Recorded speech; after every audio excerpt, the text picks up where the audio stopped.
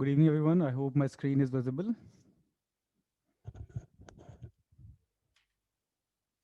Yes, Dheeraj. Yes, sir. All right. Thank you for the confirmation, guys. All right. So, guys, today's topic is Employee in State Insurance Act 1948. Right. So, we'll discuss the theoretical part of this act today. And in the next session, we will discuss the practical workings of this act. So, let's get started.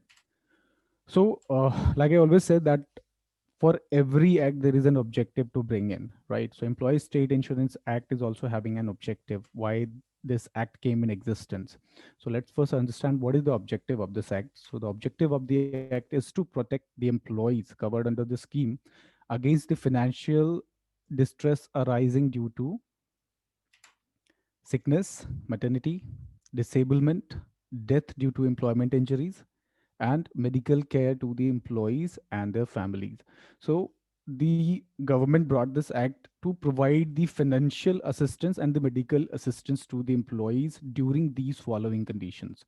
Like in the case of sickness, if the employee falls sick, for the women's during their maternity days, for the people who met with any disablement, and if a employee dies because of the employment injuries, or the other kind of medical care to the employees and the benefits. So major objective of the government was to provide the financial and the medical assistance to the employees, right, in the following cases.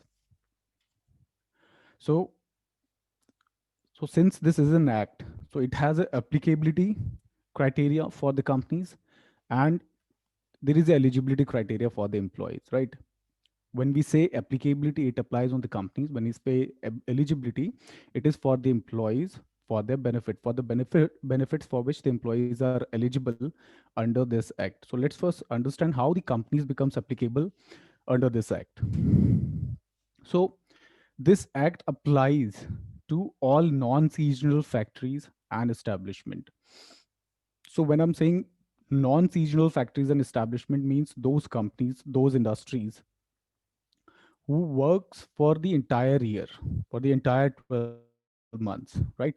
Those company who works on seasonal basis for some particular months in a year, those are called the seasonal factories and the companies, right? And in the seasonal factories and companies, this act is not applicable. This applies only in the non-seasonal factories and establishments which operate entire year. So this is the first applicability criteria of this act, Employee State Insurance Act. And this becomes applicable to any organization if the employee count of that organization reaches 10 or more than 10 on any preceding day of the previous 12 months. So once the employee count of the company reaches 10 or more than 10, this act becomes applicable to the organization. This employee count of 10 is still 20 in some states. For example, in Maharashtra, this applicability criteria of 10 employee is 20. This is the first applicability criteria, that on any day, if the employee count of the company reaches 10 or more than 10, this act becomes applicable in that organization. Second case is that the employer must be in an area to which the scheme is extended by the state government, right? Means when we say the scheme, the employer must be in an area to which the scheme is extended by the state government. That means that there should be at least a regional office or the sub-regional office of ESIC in that area. Only after that, this act can become applicable in the organization. If there is no regional office or sub-regional office of ESIC present in that area, in that case, even though if the employee count of the company reaches 10 or more than 10, this act will not become applicable. So for the applicability of this act, both of these criteria needs to be met, right? The employee count of the company should be 10 or more than 10, and the company should be in an area where the scheme is extended by the state government, means there should be a regional office or a sub-regional office of the SIC needs to be there in that area. If that office is not there in the area where your company is, in that case, this act will not become applicable, right? So this is the applicability criteria of the ESIC Act in the organizations. Any question from this slide, please let me know, guys. Dheeraj, when you say regional office or sub-regional office, are you referring to hospitals or dispensaries? If no, I'm saying the regional office and the sub-regional office. Hospitals and dispensaries are different, but regional office and sub-regional offices are the establishment from where the compliance is being done, Okay, fine. So right? it is All the not. Uh, no, I was thinking the ESI must have their hospitals in the area, then only Act will become no, no, applicable. no, वैसा नहीं है. Okay. नहीं, ESIC का सब regional office वहां पे होना office चाहिए होना जहाँ से चाहिए. कंप्लायंसेस सारे मेट होंगे. ठीक है. Right, any question from this slide, guys? Please let me know. There are two applicability criteria. First is the employee count I have a should, question over here that yes. if we unfortunately if we couldn't able to approach ESI, if we go to other hospitals, can we claim Hmm. that through ESI? Usually, ESIC refers to the hospitals, right? If you are going through ESIC to other hospital, that is completely borne. That expense is completely borne by ESIC. But you yourself is going to a private institution for the medical consultation without the referral of ESIC. In that case, you will not be able to get that benefit. So you mean to say that they have a list of hospitals? Yes, they have their own hospitals. ESIC have I their know own that they have hospitals. their own hospital, but Huh. unfortunately, if it is too far, if a medical Yes, emergency have to yes. go nearby hospital, in that case, No, no, not in that case. no, right? You need to first go to the ESIC. If ESIC does not have any of the required, facility that is required to you, in that case, ESIC may refer you to any private But institution if they refer or to us any other. to some other hospital, we can go there. Yes, yes. Okay, thank you. Okay. Yeah. Any other questions, guys? I hope this pointer is clear with you guys. The employer must be in an area to which the scheme is extended by the state government. When I say the scheme is extended by the state government, means there should be a regional office or a sub-regional office needs to be present in that area. If it is not there, then this ESIC Act will not become applicable to that particular establishment. Quite possible that your company is having multiple branches, right? And in your head office, the ESIC scheme is extended, right? That head office registered under ESIC, but some of your branches are in the remote locations where the ESIC does not have any regional office or the sub-regional office. In that case, in those branches, the ESIC will not become applicable. All right. So this is the company's applicability, how the act becomes applicable in any organization. Now, so we discussed that the scheme is applicable to all non-seasonal factories where the work usually happens for the entire 12 months. Now let's understand what is the seasonal office where this act is not extended. So the scheme is not applicable to seasonal factories such as the cotton ginning, cotton or jute pressing, decoration of the groundnuts, manufacturing of coffee, sugar, including gur, tea, etc. So these are the products usually manufactured in the specific seasons, right? And for the rest of the other months, these organization does not work. This does not function.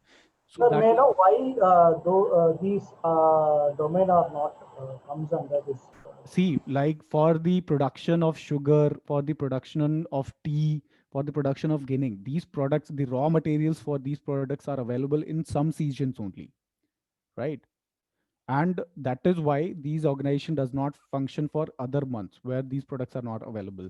And this is the reason that these industries are not covered under ESIC, because ESIC benefits are extended to those companies only where they are functioning for the entire 12 months. And you will get to know why it is not applicable in these factories, because these are seasonal. Because in ESIC the contribution goes for entire 12 month, right? And on the basis of that contribution that employer and employee is making in the entire 12 months, the benefits are extended to the employees, right? And if the contribution is not going for the entire months, the ESIC would not be able to extend the benefit. So that is the reason that these industries are not covered under the ESIC Act, because the ESIC Act needs the contribution for entire 12 months. So that is the main reason, right? Because the benefits that the ESIC is offering, that is based on the contribution period, and the benefit period. Contribution period is for the financial year, and the benefit period is for the calendar year. So there needs to be the contribution for the entire 12 months. right? If the company is not operating for entire 12 months, the scheme is not applicable there. That we'll understand in detail in the coming slides. So this is the first thing where the act is not applicable. Seasonal factories, which does not operate for the entire 12 months. Second are the mines, subject to the operation of Mines Act. In mines also, this ESIC Act is not applicable because in these mines gets all the medical benefits under the Mines Act, right? So that is why they are excluded from the ESIC Act. So these are the two industries where this act is not applicable. Okay. Any question from this slide, please let me know. So, what Yeah. should we do as an employer if employee is not covered in ESIC? Hmm. If their gross salary less than 21,000 and they are not covered in ESIC, In that so case, you is need to yeah, mandatorily provide them some medical, insurance, external medical insurance. okay, The case is that if the gross salary of the employee is less than 21,000, but since the company is in an area where the scheme is not extended, that is why the employee is not getting the benefits of ESIC, right? So in that okay, case, it's the employer's responsibility to provide them the external medical insurance, okay. right? So, is it Providing these possible kind of that benefits. we are covering those employees uh, under head office or under any other branch where Mm. ESIC is applicable? Mm. No, no, you can't do that because the reason is that regional office and sub-regional office, first thing they do the compliance for that Okay, specific branch. Second reason is that if you register any employee to any in any of the ESIC regional office, in that case the employee will visit the dispensaries also and the hospitals also for the regular medical consultation or the medical treatment. So if the scheme is itself not extended in that area, that means that there is no hospital and dispensary also available in that area, right? So in that case, even though if you register the employee in ESIC, they will not get any benefit from ESIC, right? So okay, that's why they are noted, sir. excluded from ESIC. Noted, Okay. sir. Thank you. All right. So these are the factors of company's applicability. Now let's understand what once the company becomes eligible, once the company becomes registered under this act of ESIC, employee state insurance, then in that case, how the employee becomes eligible to get all the benefits which are available under ESIC Act. So let's understand the employee's eligibility here. So there are two criteria for the employee's eligibility. First, for the fit employees, those who does not have any kind of disability, all the regular employees, any employee whose monthly gross salary does not exceed rupees 21,000 per month with effect from 1st January 2017. This revision was made in 1st January 2017. Earlier it was 15,000, are eligible to avail benefits under the scheme. So means any employee who is earning gross salary up to rupees 21,000, means either equals to or less than rupees 21,000, only those employees are eligible to avail the benefits which are available under this ESIC Act. Those who are earning more than rupees 21,000 as a gross salary are not eligible for the ESIC benefit. They are excluded from ESIC. This is the first case of eligibility criteria. Second eligibility for the employees with disability, right? Those employee who became disabled because of the employment injury. For that, to promote their employment, the ESIC have provided this benefit to the employees, that eligibility criteria for those employees is up to 25,000. For the regular employees, the benefit capping is up to 21,000 rupees only, but the employees with disability are eligible for ESIC up to rupees 25,000 gross salary. So even though they are earning up to rupees 25,000 gross salary or below that, they would be eligible to get registered under this act and to avail all the benefits which are available under this act per month, right? And also for these employees, the contribution of employer side for initial 3 months is paid by the central government, right? So this kind of benefit is extended to the disabled employee plus the employer also, to promote the employment of the employees with some kind of disability. right? So these are the eligibility criteria. This is for the regular employees without any kind of disabilities, completely fit employees, employees whose monthly gross salary does not exceed rupees 21,000 per month with effect from 1st January 2017 are eligible to avail the benefits which are available under the scheme. Those employees with some kind of disability, they for them the eligibility criteria is monthly gross salary up to rupees 25,000 per month, right? So this is the eligibility criteria. Any question from this slide, please let me know, guys. I hope it is clear, the eligibility criteria. Yes, sir. Sir, could you please repeat the condition if the employee disability is 25,000, the government pay for 3 months? 3 years, initial 3 years. 3 years. Employer's contribution is paid by government, central government in that case, for Okay, that sir. particular employee. It means, sir, as an employer, we need to pay the No, we employer share to employee. no. See, usually what happens, you also, the employer uh, makes the contribution for the employer side as zero, and that contribution is made by central government, right? They only need to deduct from employee's salary in that case. Okay, Yeah, noted, sir. yeah. And All right. there is no choice. Anybody whose salary has gone beyond 21,000, even if the employee and employer want, they cannot remain under ESI. Yeah, ठीक है, anybody who is in ESI because the salary is lesser than 21,000 और वैसे employ की अगर salary बढ़ जाती है then there is no choice, उसको ESI से बाहर ही आना पड़ेगा and all the facilities given by ESI will stop. So people getting more than 21,000 will not come under ESI. Anybody who wants to remain under ESI will not be able to remain under the ESI coverage. Mandatory exit हो जाते हैं लोग. right. Okay. ठीक है. So, हाँ sir, sir. it is immediately effective or, for example, नहीं, No, immediately नहीं होता है, वो धीरे से इमीडिएटली नहीं होता है. मंडे को सैलरी पार हुई तो ट्यूसडे को एक्सीड जाएंगे, वैसा नहीं है वो. Okay. अभी वो डिटेल है, वो धीरे से would be taking care of we that. will understand that in the coming slides, that part. Okay, sir. Okay, sir. All right.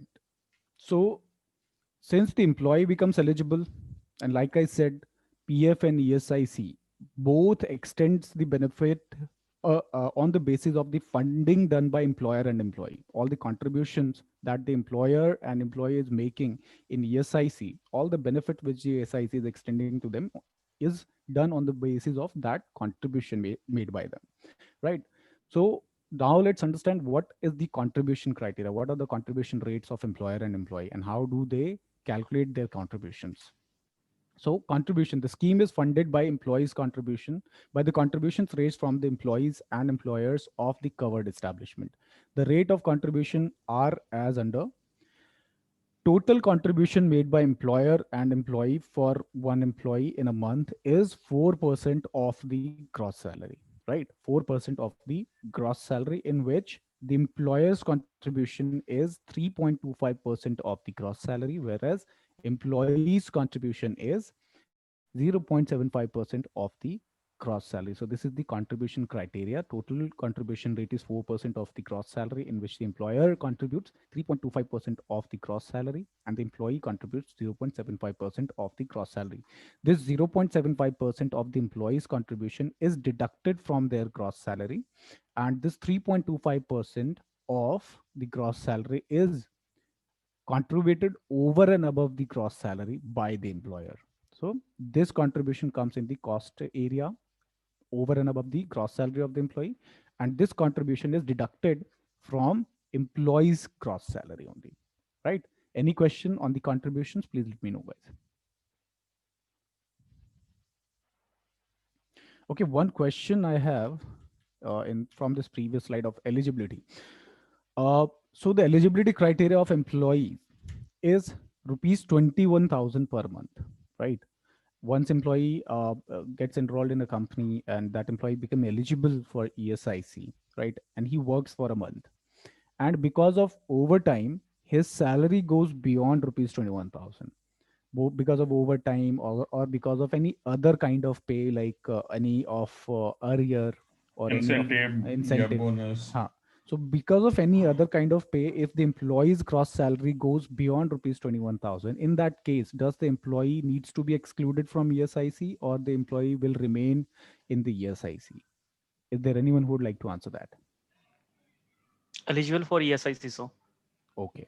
He should not be excluded from ESIC because his salary goes beyond 21,000 rupees in that particular month. Yes, sir. Okay. And the reason is that because of that extra earning, that salary goes beyond rupees 21,000 thousand for that month only.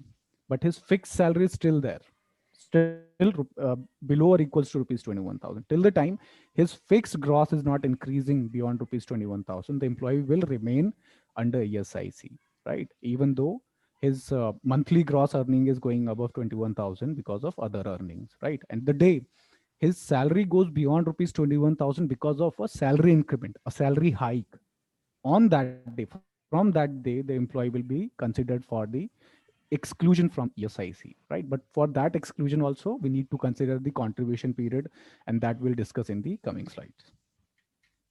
Right. So this is the contribution rate. Total contribution is 4% of the gross salary, in which the employer contributes 3.25% of the gross salary. That is over and above the gross salary.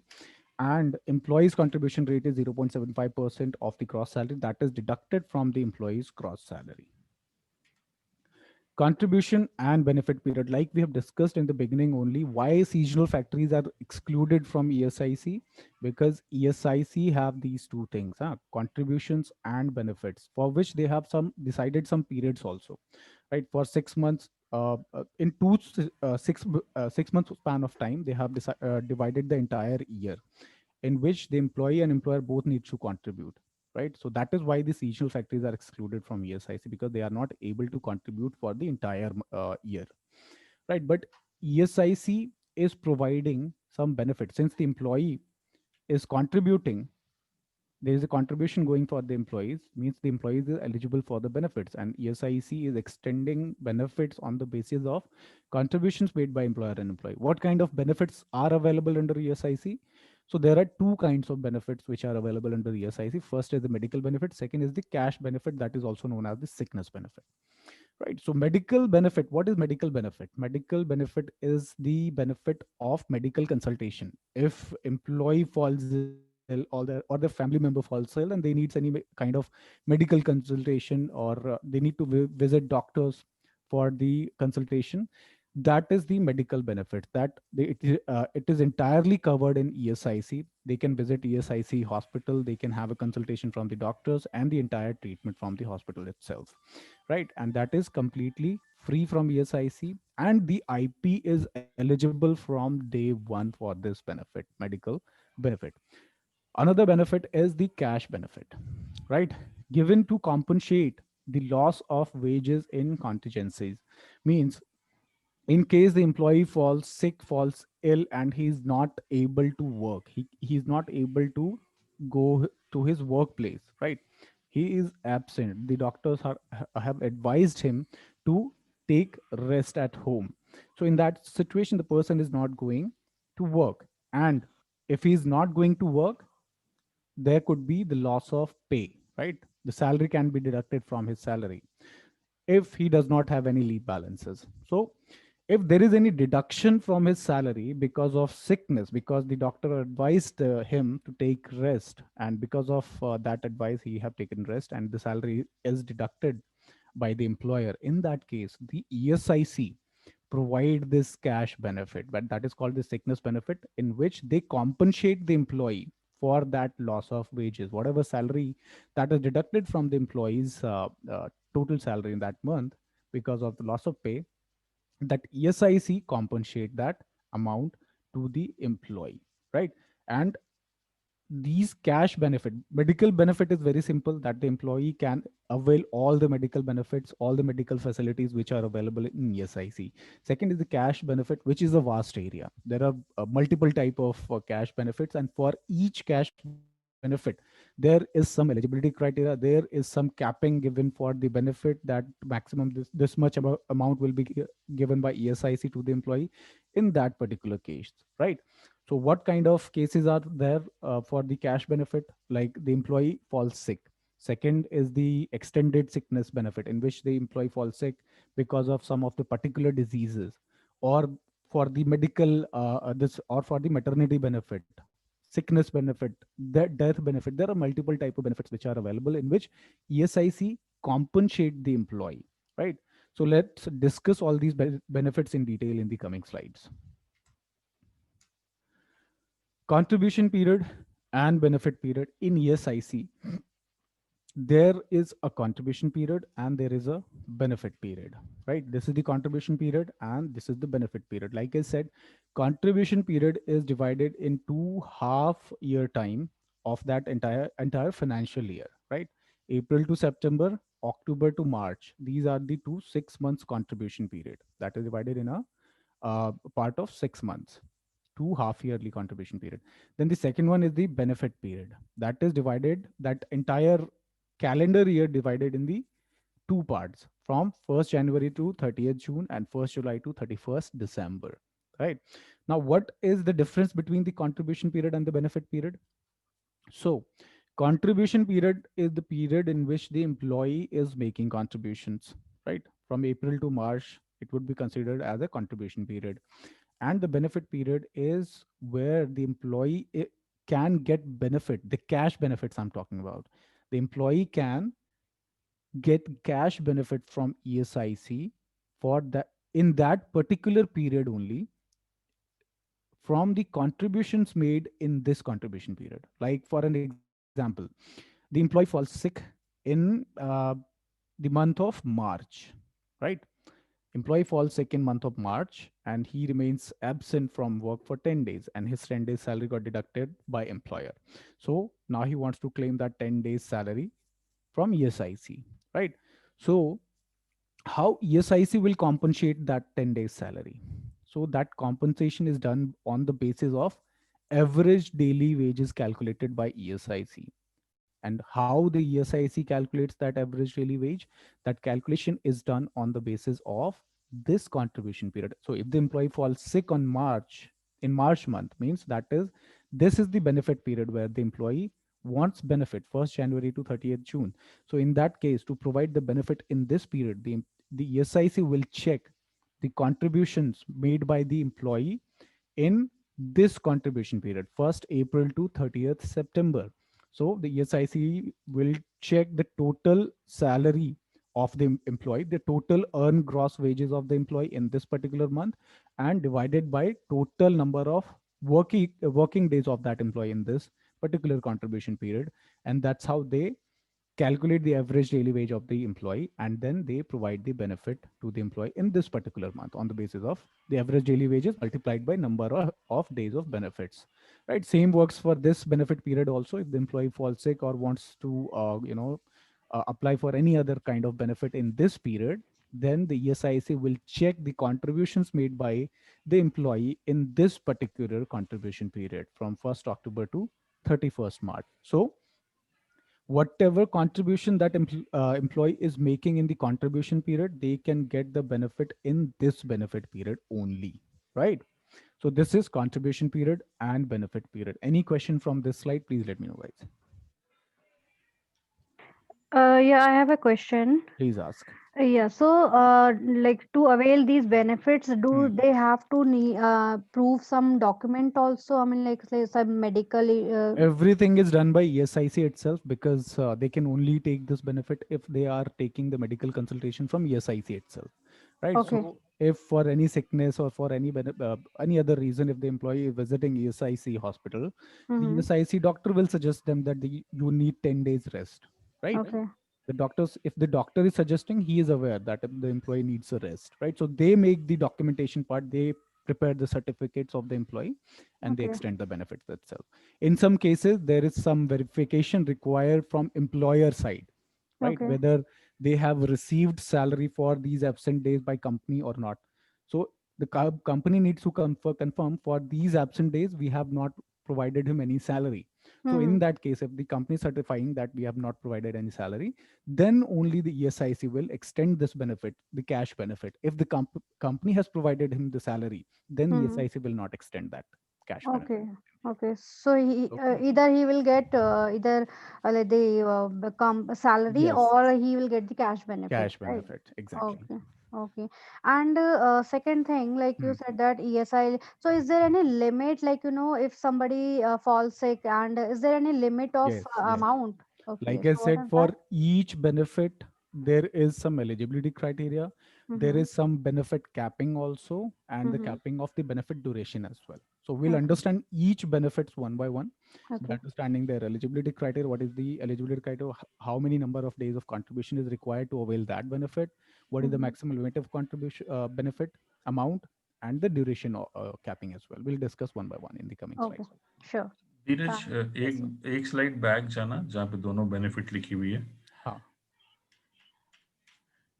Look, from ESI, we get two kind of benefit. One is medical benefit. Medical benefit is when you visit ESI hospital and gets everything in free. This starts from day one. From day one, you are entitled to get all kind of medical benefit, which is doctor consultation and treatment. Second is cash benefit. Cash benefit is the person gets money when he is not getting salary from the company. In the cases of illness or accident, when the person is not able to visit, not able to go to work, और office नहीं काम पे नहीं जाने के कारण he is not getting salary, in that case the person gets salary or cash from the ESI. This depends upon the contribution he has made, and after completing some minimum contribution period, the person becomes eligible to cash benefit. Medical benefit is from day one. Cash benefit depends upon the contribution he has made. And cash benefit is nothing but getting salary from ESI when the person is not getting salary from the company due to loss of pay. ठीक है, अब धीरज इसमें आ जाना. हाँ ठीक है, this is what I wanted to say. Sir, what is IP over here? Insured Insured, person. insured person. The employee is called as insured person. Okay, okay. Thank Like you. in PF, we call employees a member. So in ESIC, we call them the insured person. That is PF the PF में member बोलते हैं employ को, ESI में IP बोलते हैं insured person. Right. And Okay. medical treatment facility is provided to entire family, not only to the employee. Okay. And जैसे we were discussing कि किसी की सैलरी 21,000 से इंक्रीज होती है, तो क्या वो ईएसआई से बाहर हो जाएगा?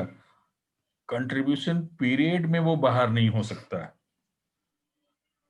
There are two contribution period. One is 1 April to 30 September.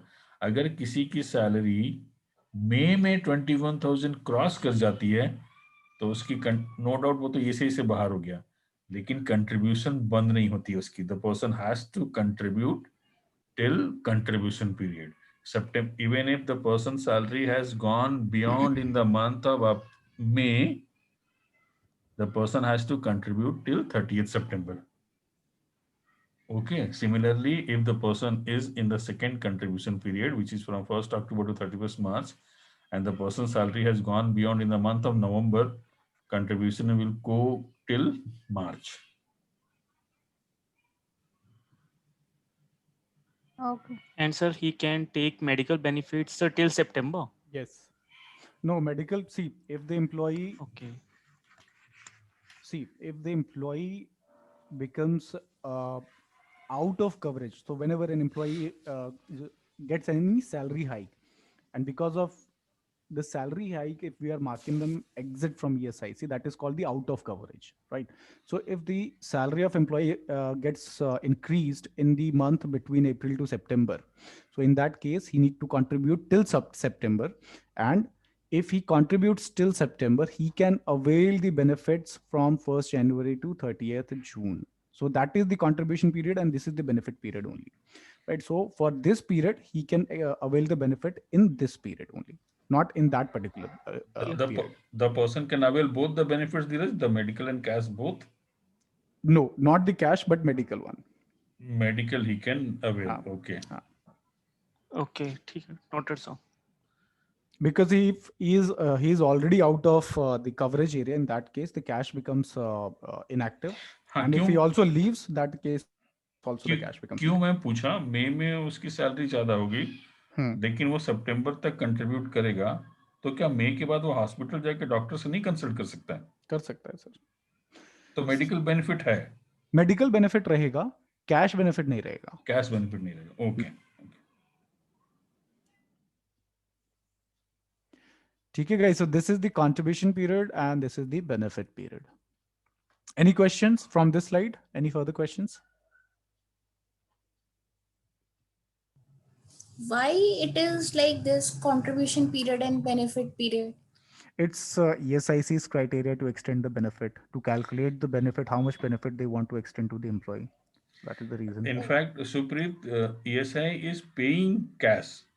Okay, so how much ESI will pay is calculated from how much the employee has contributed. Okay, right, Okay, right. in provident fund it is employees money, wo the entire money will come to employee. ESI mein money do not come back to employee. If suppose any employee who has not taken any services from ESI, ना कभी बीमार पड़ा ना कभी accident हुआ, employee cannot say that give my money back which I have contributed to you. It is lapse, huh? Insurance Right. money sort of, आपने insurance भी हाँ, लिया हाँ, तो insurance. I asked because I avail insurance from my company, family float में. तो but it goes like for a year. So that yes, is why I asked. Right. Right. हाँ, So that is the main reason can be that if any employee leaves the company, so that the immediately these benefit would not stop. मान लीजिए अगर कोई, if somebody is leaving in the month of September and from September month only he is unable to avail the medical benefits also. So that is why they have created this benefit period, so that if the employee is leaving in the end of the contribution period also, they can avail the benefit after that as well. So that is the reason that they have made this contribution and benefit period, ताकि Okay. immediately benefit stop नहीं हो जाए. ठीक है, Right? ठीक है. Okay. Yes sir, anything that you want to add on sir? नहीं, I am done. ठीक. All right, so now let's discuss these cash benefits. Like I said, medical benefit is the normal consultation from the ESIC hospital, taking the medical benefits of the ESIC. Now, the major part of a ESIC Act is the sickness benefit, that we also know as the cash benefit. And there are multiple type of benefits which are available under the sickness benefit. Let's understand that. Cash benefit we have discussed. Yeah. So sickness benefit, we also know as cash benefit. Sickness benefit represent periodical cash payments made to an IP during the period of certified sickness occurring in a benefit period when IP requires medical treatment with abstention from the work on the medical ground. So whenever employee needs abstention from work because of the sickness, and to compensate that abstention to that employee, the ESIC is providing this cash benefit. Why do we call it the cash benefit also? Because ESIC makes the cash payments to the employee, not exactly the cash payment as in hand, but they provide the money in their bank accounts. Right, so that is why it is called the cash benefit. And how does the ESIC makes the payment? Like for an example, like we have discussed earlier also, that if the employee falls sick for 10 days, right, and ESIC needs to extend the cash benefit for 10 days, how the ESIC will calculate that benefit, how much money the ESIC will pay to that employee for that particular 10 days. So for that, ESIC have standard benefit rate, that we also know as average daily wage. So ESIC calculates the average daily wage of the employee first, and then on the basis of that average daily wage, they compensate for the number of days for which the employee is eligible for the benefit. So for an example, if the average daily wage is 10 and the employee's total absent days is 10 again, so the total money that the ESIC will provide that to that employee is 100, 10 multiplied by 10, right? So this is the formula for the calculation of average daily wage, how the ESIC calculates average daily wage of an employee. So the formula is total wages paid during the contribution period divided by the number of days for which wages paid, right? Means the total salary paid to the employee in the entire contribution period, in that 6 months, divided by the total number of days for which the salary is paid to that employee by their employer, right? And whatever amount comes, that is the average daily wage, and on the basis of that amount, the ESIC makes payment to the employees. Now let's understand this thing in the Excel sheet, the calculation part in the Excel. So let me just share my Excel here.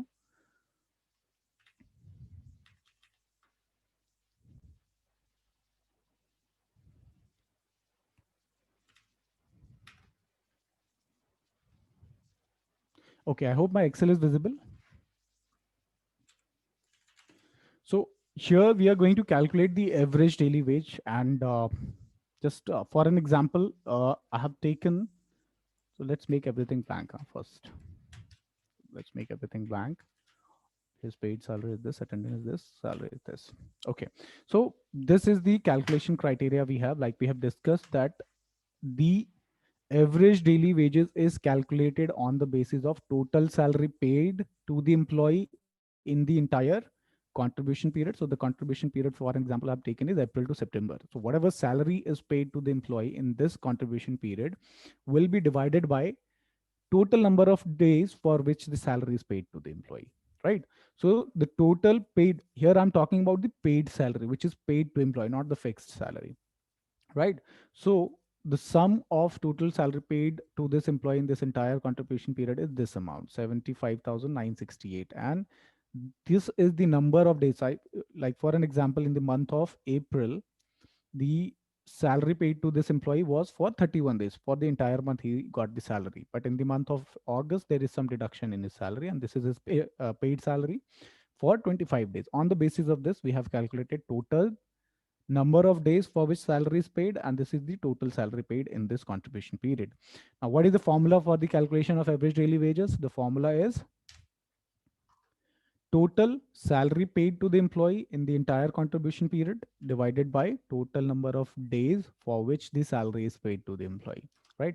That is coming around 484 rupees. So this is the average daily wage on the basis of which ESIC will provide the cash benefit to the employee. So this is 1 day's salary that we have calculated as an average daily wage standard benefit rate. This is called the standard benefit rate. Now, for an example, ESIC wants to extend him the benefit for 15 days, right? This is the absent days of the employee because of sickness, and the ESIC wants to extend 15 days salary to this employee for that specific benefit. So what would be the amount that ESIC will pay to this employee? This average daily wage multiplied by total number of absent days of this employee. So this is coming around 7,258. So is this the amount that ESIC is going to pay to this employee? No, it is not the exact amount that ESIC will pay. We need to check for which benefit ESIC is paying this benefit, right? So there, like I said, there is some limitations given for each benefit. There are multiple benefit like sickness benefit, enhanced sickness benefit, extended sickness benefit, and there is a limit given by ESIC for these benefits. So just for an example, I've taken the sickness benefit over here, and the benefit rate of sickness benefit is 70% of the total amount payable, the average daily wage. So 70% of this amount comes around 5,081. So this is the amount that ESIC will finally pay to this employee. So that's how ESIC calculates what is the payable amount to this employee. Okay, let's get back to the PPT and let's discuss each benefit in detail one by one. So the very first thing is the sickness benefit. As the name says, when the employee falls sick, this benefit is extended in case of sickness. Sickness benefit represents periodical cash payment. We have discussed, like employee falls sick and he remains absent from work on the medical grounds. So this is the sickness benefit. In that case, the ESIC will provide him some cash for that abstention. Now, what is the criteria to avail the sickness benefit? First, let's understand what are the conditions for the entitlement. When I say entitlement, it means the eligibility, whether the employee eligible to get this sickness benefit or not. So the entitlement condition is that the IP must have worked for wages for at least 78 days in the corresponding contributory period. Means the insured person must have worked for at least 78 days in the entire contributory corresponding contribution period. Means when I say the corresponding corresponding contributory period means two contribution periods. So if the employee have contributed for 78 days in the entire 1 year, then the employee becomes eligible for this sickness benefit, right? So this is the entitlement criteria. So once the employee becomes eligible for sickness benefit, for how much duration the employee can avail this benefit. So the duration, the maximum number of days he can avail this sickness benefit is 91 days in any two consecutive benefit period. Means the employee can get paid by ESIC for 91 days in entire year, right? If the employee have worked for 78 days, he has contributed for 78 days in a year, he can avail up to 91 days of sickness benefit. Means the ESIC can make up to 91 days of salary payment to that employee, right? This is the maximum limit under sickness benefit. Amount payable, how much amount ESIC will pay? 70% of SBR, 70% of standard benefit rate, also we know as the average daily wage of the employee. And to whom this benefit will get paid? Only to the IP, to the insured person. Any questions from this slide? Please let me know, guys. The eligibility cases, the IP must have worked for 78 days in two consecutive contribution period, and up to 91 days of benefit he can avail from ESIC. Amount payable is 70% of the average daily wages, and it is paid directly to the employee in their bank account. So those who are working in the HR department are already doing this ESIC and PF thing. You must be aware that nowadays, whenever you register an employee, updating their phone number and the bank account details became mandatory, right? On a mandate basis, we need to update their bank account details. Mainly for what?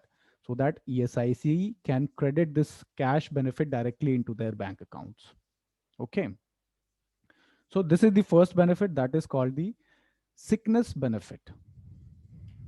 Second we have is the extended sickness benefit. If you see the name, this one is the sickness benefit and this is the extended sickness benefit. Means that benefit only is being extended further. So what is extended sickness benefit? IP suffering from long-term diseases and have already availed 91 days sickness benefit, still not fit for work.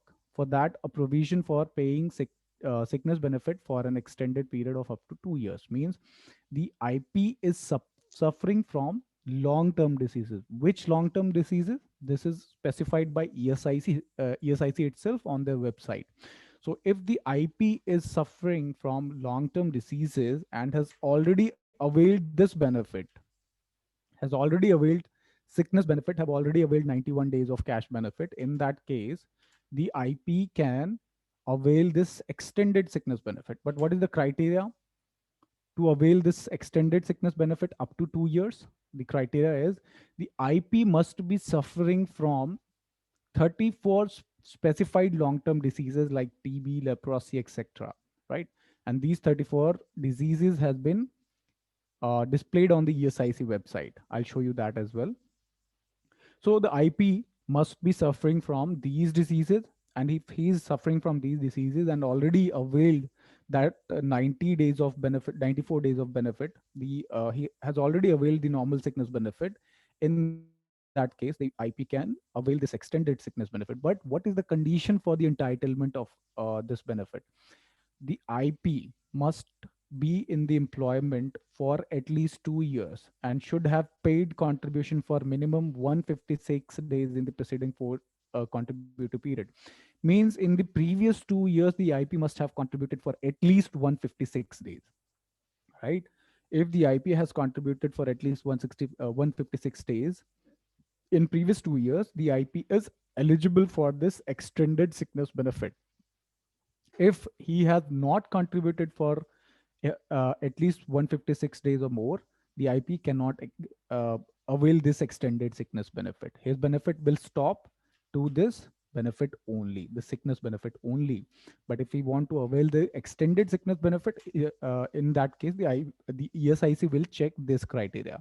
whether the IP has contributed for 156 days or not in the previous 2 years.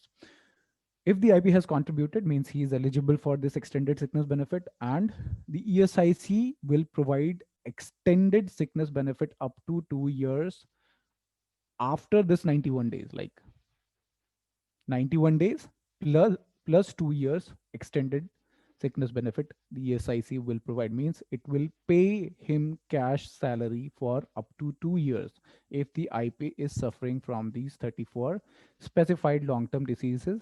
So let me just show you that which diseases are these here. So this is the listing done by ESIC on their website for those benefit for which the ESIC can avail the extended sickness benefit, right? Infectious diseases, disorders of the nervous system, diseases of the eyes, diseases of the cardiovascular systems, chest diseases, etc. So all this listing is there, right? And if the IP is getting this benefit, how much benefit he will get? What is the amount payable to this employee every month? It would be 80% of the SBR, 80% of the extended sickness benefit. So here the duration is also extended, plus the benefit rate is also extended from 70% to 80% of the average daily wages. And this benefit is also paid to the IP only, right? This is called the extended sickness benefit that the IP can avail if he has already availed 91 days of sickness benefit, right? Any question from this slide? Please let me know, guys.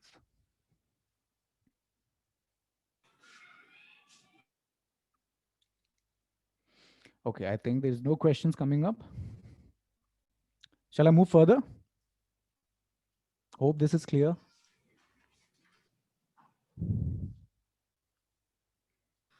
Yes, Dheeraj, nobody asked. Okay. All right. So this we have discussed the extended sickness benefit, and next we have is the enhanced sickness benefit. These are the three sickness benefit. First one was the normal sickness benefit. Second is the extended benefit, and third we have is the enhanced sickness benefit. Enhanced sickness benefit is equals to the full wage, right?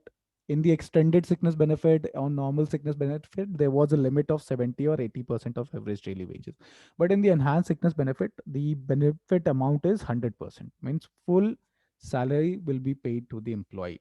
But this enhanced benefit, sickness benefit is payable to insured persons undergoing sterilization for 7 days and 14 days for the male and female workers respectively.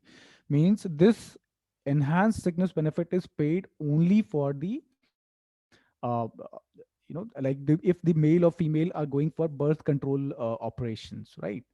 If so, these are the benefits which are there.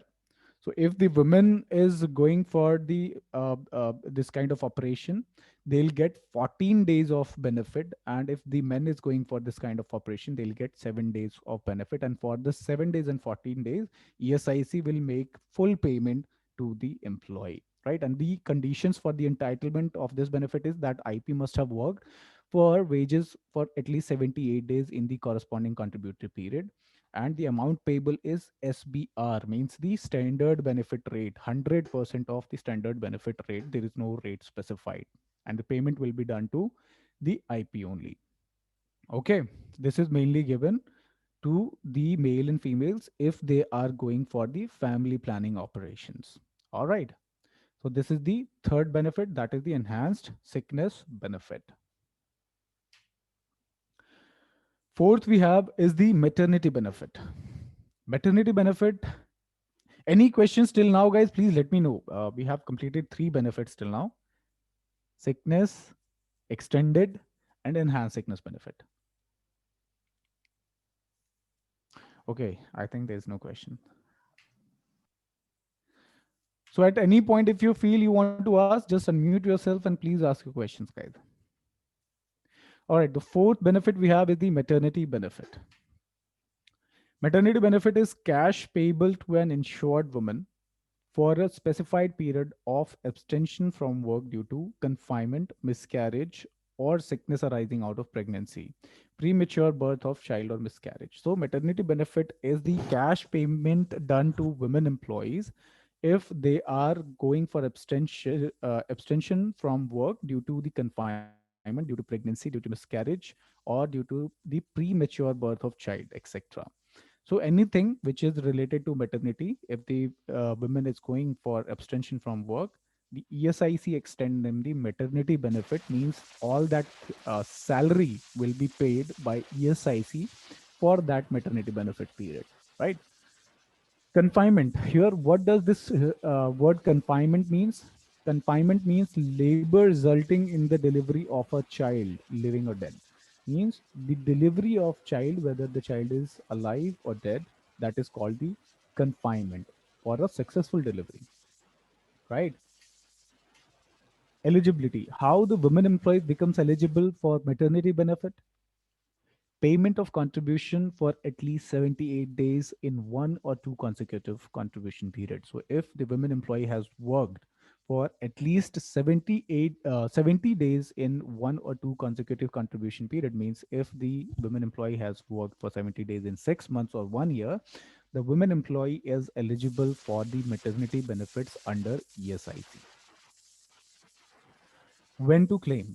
If the women employee is eligible for this maternity benefit and they want to avail this benefit, when they can claim this benefit. So the benefit can be claimed at any time prior to 8 weeks before the expected date of confinement, and 6 weeks in case of more than two surviving children. So if it is first maternity claim or second maternity claim, the women employee can claim 8 weeks before their expected delivery date. They can apply for this benefit 8 weeks before their expected delivery date, and 6 weeks before if this is the third maternity benefit that they are claiming. So up to two child, the time period is 8 weeks before the date of expected delivery, and more than two child, it is 6 weeks before the expected date of confinement. Benefits up to two children. So if you notice here, up to two children, the claim date was also before 8 weeks, and more than two children, the claim date was 6 weeks before the date of confinement.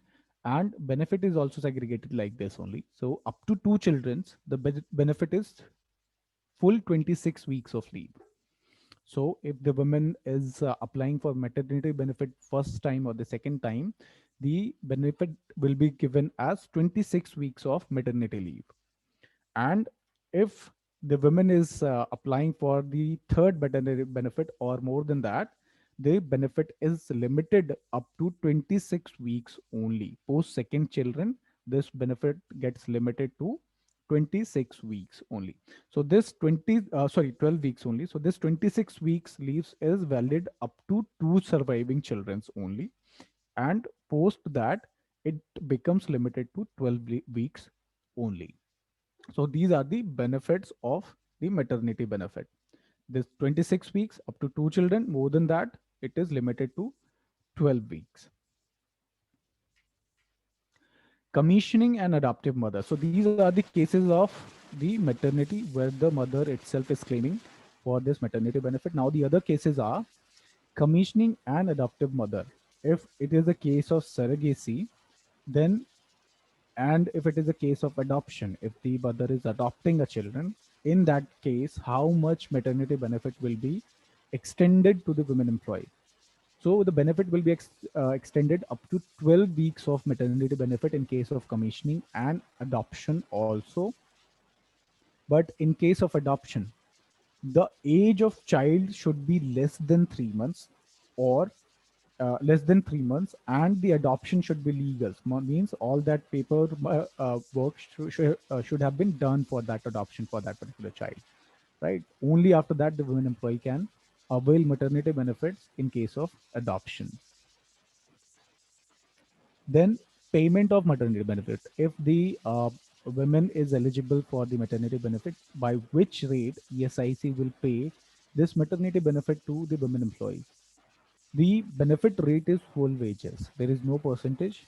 The entire salary will get paid by ESIC to the women employee for the benefit period, whether it is 26 weeks or 12 weeks, the entire salary will get paid by ESIC itself. Confinement. So apart from this maternity benefit of full wages, ESIC may also extend confinement expenses to the women. That is only in case the hospital does not have the essential facility for the child delivery, right? If the hospital does not have any essential facility related to the confinement of the children, in that case, the ESIC may extend the cash benefit of extra 5,000 rupees to the women employees. So this is the confinement expenses. Any question till now, please ask you.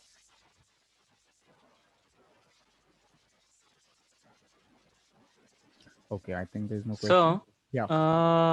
uh, ESIC paid full wages Yes, to the female employees. So exactly. it's paid after 6 months, or it start for first month onward. Good question. See, there are two, the ESIC pays this entire benefit in two installments, right? Okay. First installment when the women employee is applying for this benefit, right? If the Okay. benefit is for up to two children, the women employee applies for 8 weeks before the expected date of delivery, right? Okay. So the first installment of payment for 8 weeks is paid after this application itself, right?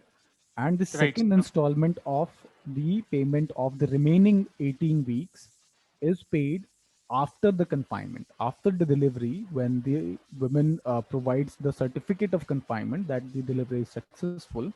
In that case, the ESIC extend that another installment of 18 weeks salary post the delivery of the child. Okay. Okay. Sir, so female employees inform to their HR, and after that HR inform to No, no, no, ESIC no. hospital, or what is the process, sir? The process is very simple that they usually send a certificate of Okay. confinement that is issued by the doctors of ESIC itself, right? And it is not required that women employees Okay. is going for that certificate, that presenting that certificate. Anybody that the women employee is authorizing to share the certificate can go and share the certificate to the uh, uh, employer, but this benefit needs to be paid by ESIC itself. So there is no role of employer in that case. ESIC does that Okay. payment to the women employee. Okay. Okay. Atul, Okay. Oh, and is it compulsory? What Yes, sir. what is compulsory? Sir, is it it is compulsory that women employee take leaves before 8 weeks No, it is not before compulsory. date delivery date?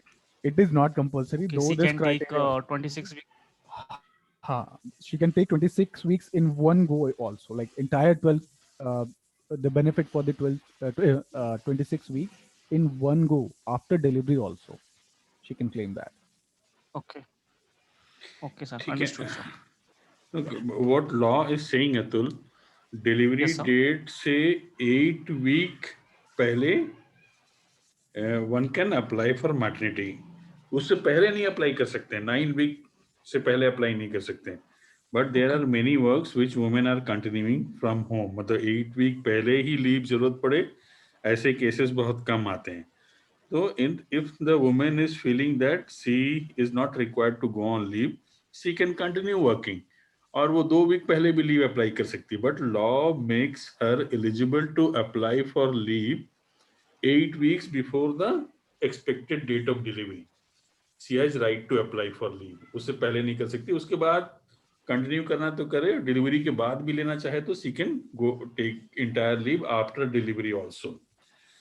And okay. as Dheeraj will Under say, the certificates are very important. Doctor certificate is required saying that the woman is pregnant and this is the expected date of delivery. Then only the first installment will go. Similarly, post delivery, there has to be a certificate saying that yes, delivery has taken place. So, unless there is document or certificate, things will not move. ठीक है, तो हर understood, sir. Leave लेने से पहले आप सिर्फ leave application form नहीं जरूरत है, डॉक्टर की सर्टिफिकेट जरूरत पड़ेगी. और फिर आप लीव पे जब जाते हो तभी ही एक इंस्टॉलमेंट की पेमेंट हो जाती है. सेकेंड इंस्टॉलमेंट की पेमेंट उस समय होती है when the lady submit A proof that delivery has happened which is again the certificate given by the doctor. तो ये डॉक्यूमेंट बहुत जरूरी है, इसमें सभी Understood, sir. डॉक्यूमेंट कहीं से होता है, एप्लीकेशन से या एम्प्लॉय के लिखने से नहीं होगा कुछ भी। Okay Dheeraj please. Yes. Okay, sir. Thank you, sir. Okay, so payment is on full wages. Confinement expenses up to 5,000 will be paid to the women employee.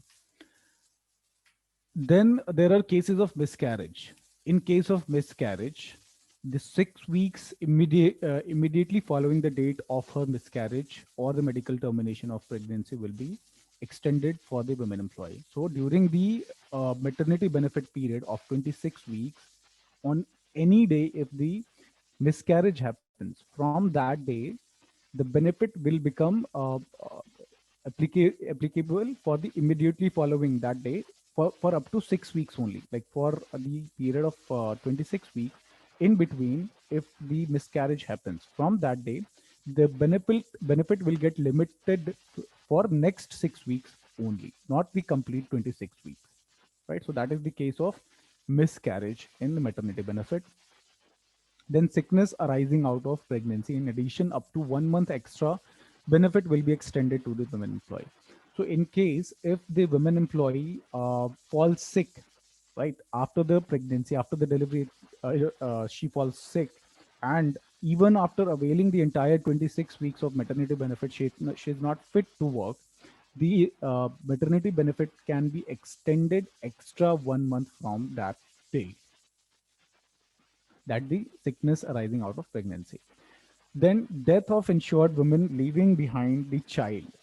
So in case if the woman dies during confinement or post delivery, if the woman dies but the child survives, in that case the complete maternity benefit of 26 weeks will be payable to nominee of that women employee or the legal representative on production of Form B. The nominee or the legal representative of deceased women can claim that entire 26 weeks of maternity benefit by filling Form 24B. If the child also dies during the said period, then for the days up to and including the day of death of the child to nominee or the legal representative. So if the child also dies, woman died, and after that child also dies during that period of maternity benefit, in that case, then for the days up to the including the day of the death of child, uh, this maternity benefit will be paid to the nominee or the legal representative of the deceased woman. So these were the cases of maternity benefit. Any questions related to that, please ask. Then we'll move to the next benefit of the ESIC.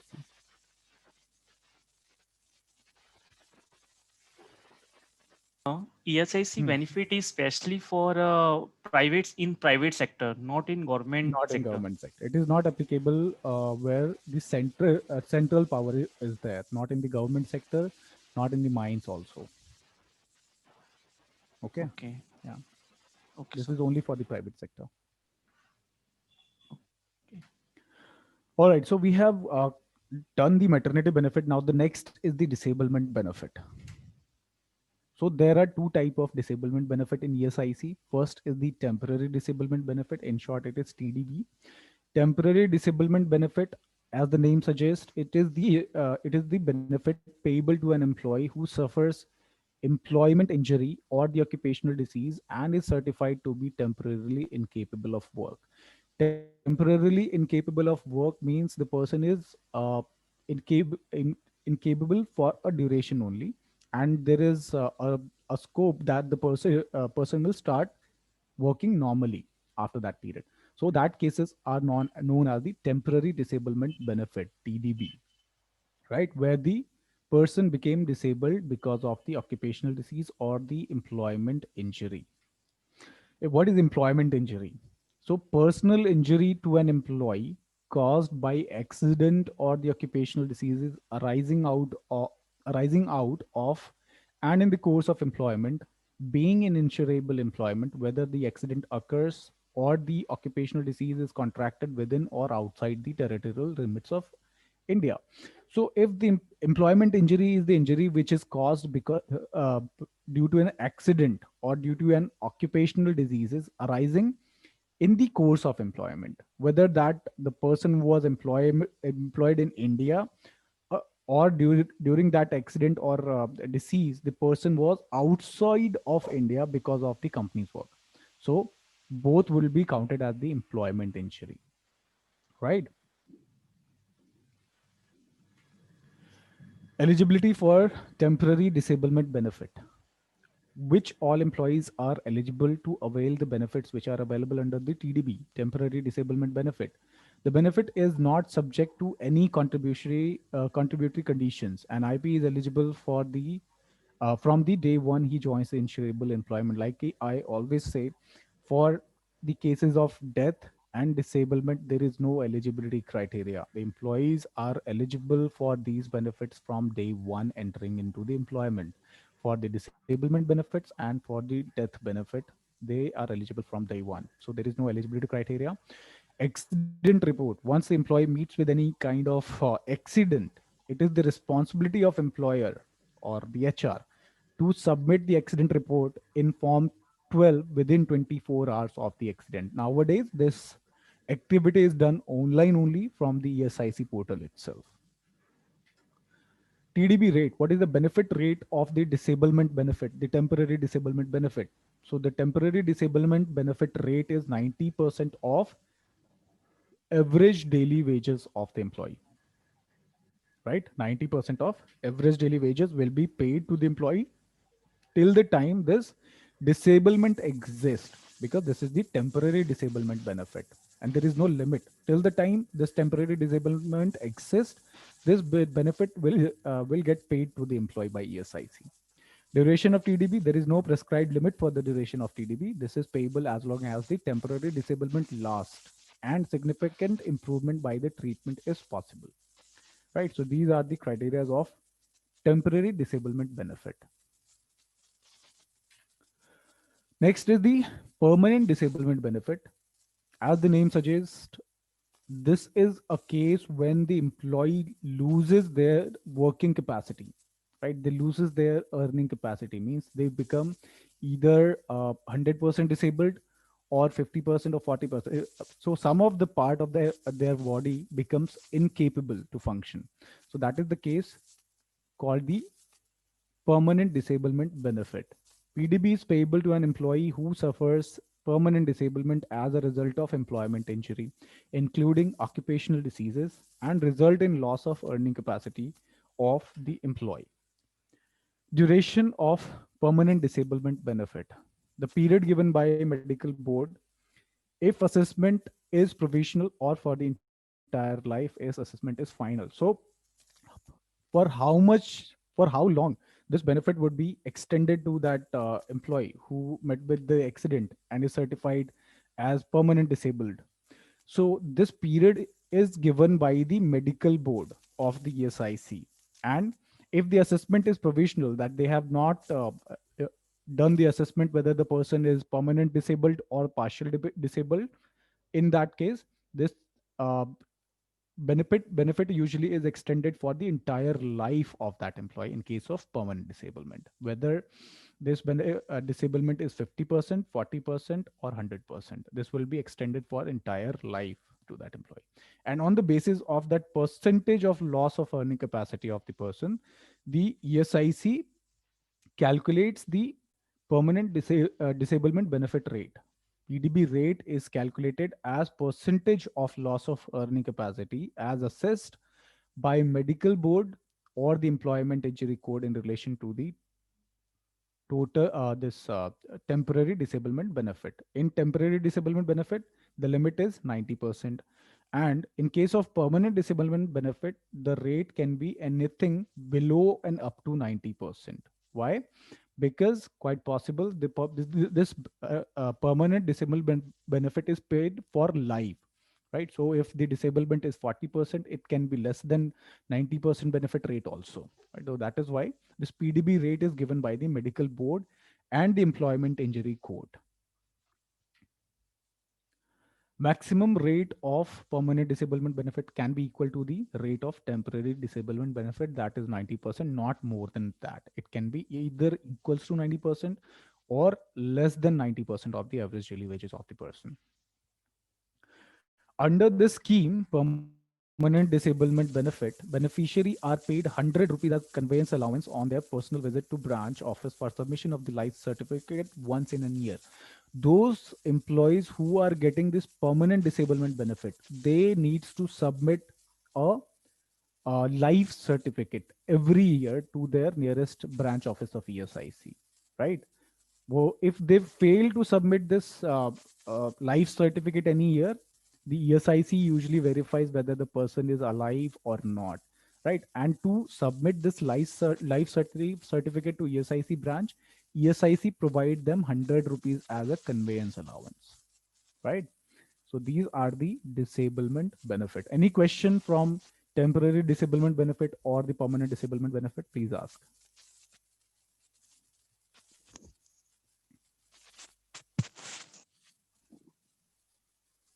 Okay. Next benefit is dependence benefit. When dependence benefit, who are dependent on the earnings of employee, insured person, IP, right? The dependence of the IP. Dependent benefits for the dependents of employees in case of death of employee due to employment injury. So this dependent benefits comes into picture in case of death of employee. If the employee dies, in that case, ESIC provides some benefit to the family member of that deceased employee, those family members who that the deceased employee have certified as the dependents, right? So this is a death benefit, you can say. In case of employee's death, this benefit is extended to the family member, dependents of that employee. The dependent benefits paid at the rate of 90% of wages in the form of monthly payment to the dependents of a deceased insured person. So it means up to 90% of salary of that deceased employee is paid to the dependents of the employee. Who all are the dependents? Who all are termed as dependents, who all are defined as dependents in ESIC to avail this benefit. So these are the dependents who can avail this benefit. Widow of that deceased employee, if the deceased employee was married, in that case, the widow of that deceased employee will get this dependent benefit, right, till life or remarriage at the rate of 3 by 5th of full rate, right? Second is the widowed mother, right? And what is the rate of benefit for the widowed mother? It is 2 by 5th of the full rate, right? So 3 by 5th will be paid to the widowed, 2 by 5th will be paid to the widowed mother, and 2 by 5th to the son and 2 by 5th to the daughters, right? But in case of son and daughter, it will be paid up to 25 years of age only for the son and daughter, right? And if the daughter's marriage before 25, this benefit will stop. Okay. So these are the rates by which this dependent benefit is paid to the dependents of the deceased employee. Now, just for an example, if there are two sons, two daughters, and there is a widow also and widowed mother also, in that case, how this 90% is going to be paid in this rate, 3 by 5th and 2 by 5th, this is going to rise a lot, right? It will be more than this amount of 90%. So how the ESIC normalizes this, how the ESIC calculates this amount of payment. So let's discuss that. Let me share my Excel again. Dheeraj, I have a question before that. हाँ sir, please ask. उस slide पे है ना जहाँ पे widow is understood, हाँ, deceased की wife को मिलेगा, right? Widowed mother, in case both the parents are alive, उस केस में पेरेंट्स को जाएगा ये डिपेंडेंट बेनिफिट? नहीं, पेरेंट्स तभी पिक्चर में आएंगे जब कोई भी इस लिस्ट में से कोई भी डिपेंडेंट नहीं है। ओके, ठीक है। Like if there is no widow, हाँ, तो if the mother is mother and father both are there, then the mother will not get. My next question is, if mother of the IP is no more and only father is there, in that case, will the father get any kind of benefit? If there is no other dependents again, like if the father is alive, there is no widowed mother, there is no son, there is no daughters, there is no widow also. In that case only, the father will get the benefit. Okay, नहीं, not clear to me. मैं case देता हूँ. Let me share you this. अभी वो चीज discuss करने ही वाले थे नेक्स्ट स्लाइड पे. So yeah, if the total, it was here. नहीं, मैं समझ गया. What I'm trying to in 2-3 cases I have seen that law is more inclined towards women. मतलब there are many things which males are not getting. Not getting. Female. Right. So what I'm trying to understand is, if the IP is married, no doubt his wife would be getting benefit. The first claim goes to her. अगर उस बंदे के dad भी हैं, father भी हैं, mother नहीं है, मदर, विडोड मदर को तो मिल ही रहा. Law is saying that widowed mother would also get. What I am trying to understand is, if the IP mother is no more and only father is there, so will his father will get any benefit? नहीं, question clear हुआ? हाँ हुआ. अगर mother, you are saying that if there is no widowed mother of that, yes. so in that case, if he does not have any other dependents like son, है ना, daughter, wife है तो उसकी. नहीं मिलेगा. तो नहीं, ये देखिए ना, ये लाइन देखिए यहाँ पे, it is ठीक है, समझ गया. Again law is slightly partial. हाँ, in that case mother, widowed mother है तो दे रहे हैं, लेकिन फादर है तो नहीं दे रहे हैं. नहीं दे रहे हैं. ठीक है, there is no strong logic है. ठीक है, चलो. मतलब अब मैं ऐसी चीजों को फाइंड आउट कर रहा हूँ, तो टोटल 3 केसेस मिल गए मुझे. This is what I wanted to know. Doubt wife को तो मिलेगा. विडोड मदर है, उसको भी मिलना चाहिए, which is very much legally correct. I want to understand why father is not getting anything if only dad is there. चलो, there is no answer to that. नहीं, तो उस केस में father will not get. Mother and father both will come in. क्यों नहीं देते father को? Sir वो तो ESIC से ही पूछना होगा. ठीक, ओके, ठीक है, फाइन. चलो, माय क्वेश्चन इज क्लियर. ठीक है, this is what I wanted to know. Okay. All right. So these are some more important. Acha, we were discussing what if there are 2 children's, like more than 1 children. There is widowed mother also. There is a widow also. In that case, this division will not be sufficient. So how ESIC will normalize that? So for that, we have this case. In case if there is a widow also, there is a widowed mother also. If there is a son, and then we'll take 2 cases as well. If there is 1 son, there is 1 daughter. Right. In that case, if we, so these are the rates. So this is the actual rate. Like this is the division criteria which ESIC has given, that the widow will get 3/5 of the 90% of the average daily wage, and widowed mother will get 2/5 of the average daily wage. Son will get 2/5 of the average daily wage, and the daughter will also get 2/5 of the average daily wage. Dheeraj, how have you reached to payable amount? Which payable amount? 90% of his last drawn salary. Which is 18,000. 18,000 is the gross salary of the employee. Last drawn gross salary. This one. And 16,200 is calculated as 90%. 90%. Okay. And this 90% would be distributed among all the dependents. Yes. So when we calculated this rate on this 16,200, the actual payable amount came as 29,160. But the ESIC has clearly said that this benefit would be maximum 16,200 for all these people.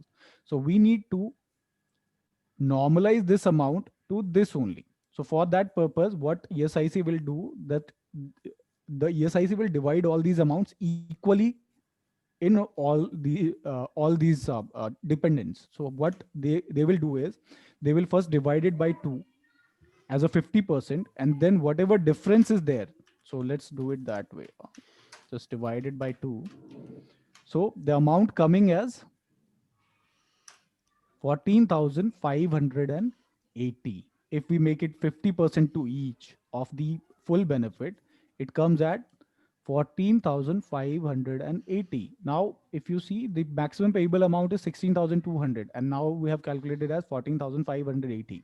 So there is some more scope to add some more amount. So what we will do is we'll check out the difference of 16,000, that is the maximum limit, and the calculated amount 1,629. And how many dependents are there? There are 4 dependents. So what we'll do, we will simply divide this difference by 4, and we'll get that extra amount that needs to be added in each dependent's benefit. So 4,500 rupee would be added for each employee.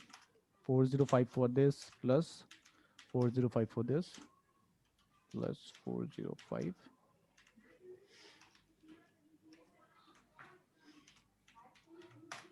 Right. So now if you see, by doing this, the maximum benefit that we are paying to all the to all the dependents is 16,200, which is the maximum limit given by ESIC itself. Right. So that's how ESIC normalizes if the dependents are more.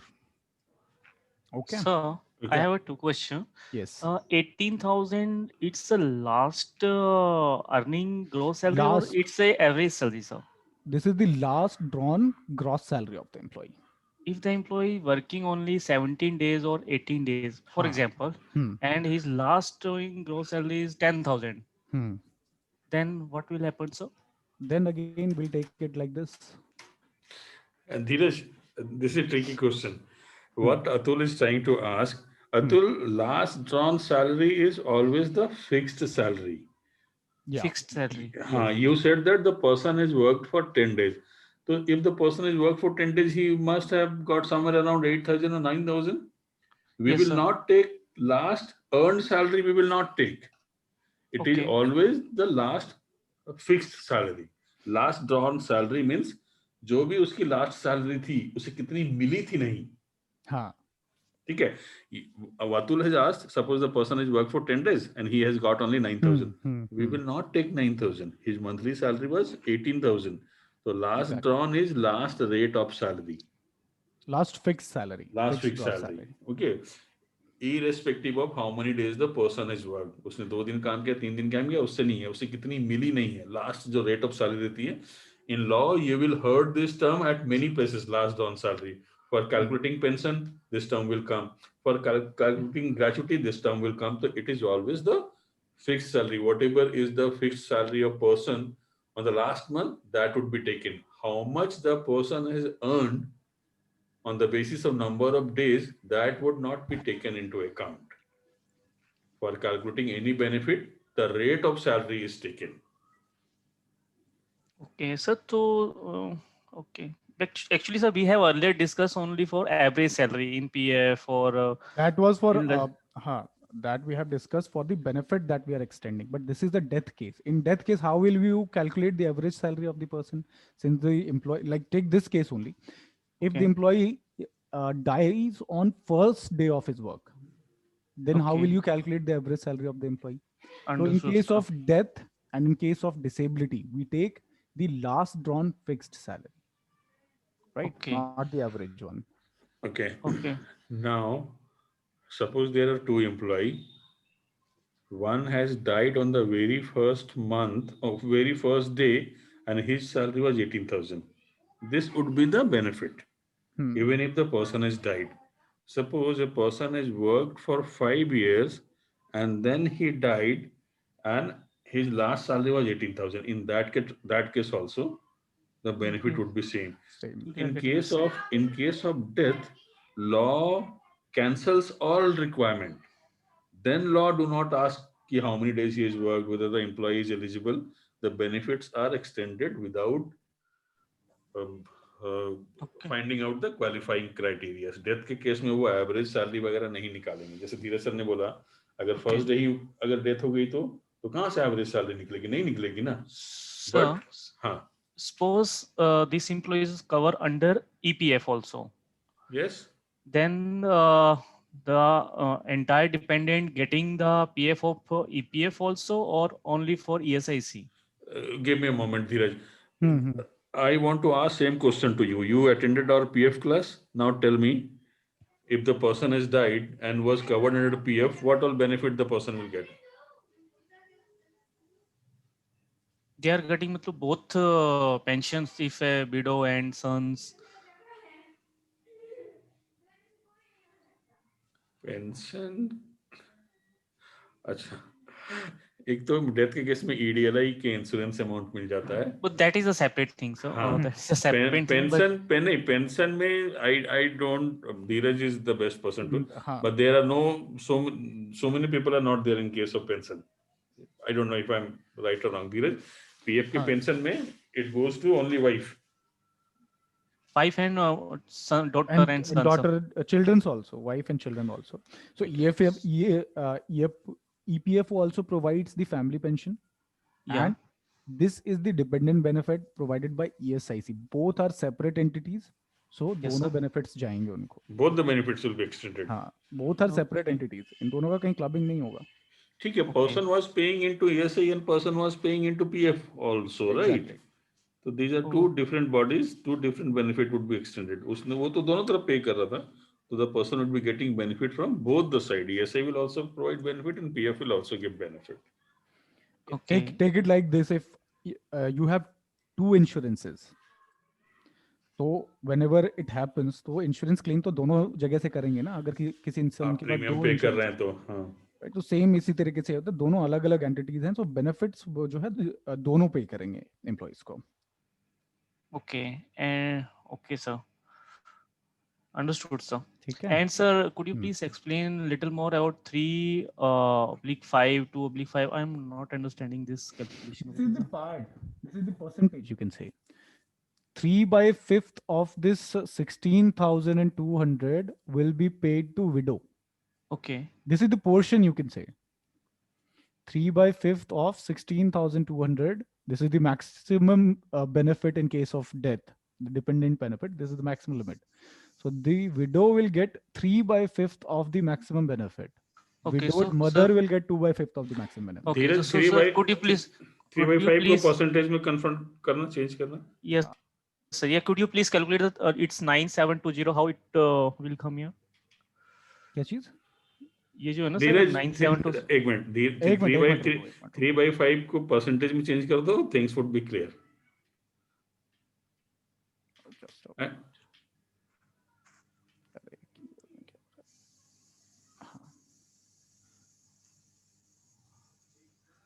60%. ठीक है.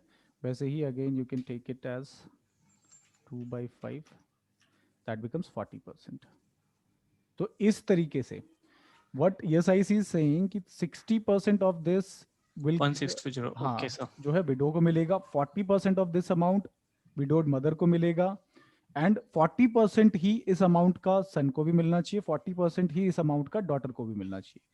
तो अगर ऐसा case होता है कि all these dependents are there, widow भी है, विडोड मदर भी है, सन भी है, डॉटर भी है, तो in that case ESIC reduce करता है बेनिफिट को proportionally. ESIC will reduce these benefits proportionally. जैसे देखो, the full benefit was this when I calculated on the basis of the proportion that the ESIC has given.